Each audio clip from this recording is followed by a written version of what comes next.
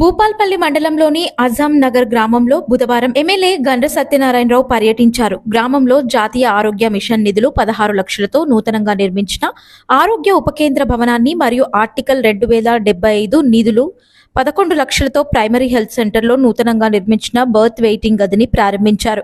అనంతరం ఎమ్మెల్యే మాట్లాడుతూ రేవంత్ రెడ్డి సీఎం అయిన తర్వాత ప్రజారోగ్యంపై ఆసుపత్రులకు నిధుల కేటాయింపులు నియామకాలపై ప్రత్యేక దృష్టి సారిస్తున్నట్లు తెలిపారు.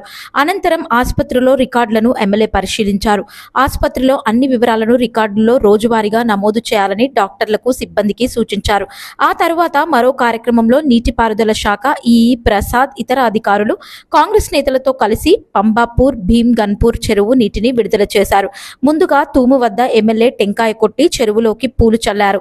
అనంతరం తూము గేట్ వాల్వ్ ని తిప్పి కిందికి నీటిని వదిలారు. అనంతరం పలువురు ఎమ్మెల్యేకి శాలువాలు కప్పి సన్మానం చేశారు. ఈ కార్యక్రమంలో కాంగ్రెస్ నాయకులు కార్యకర్తలు హాజరయ్యారు.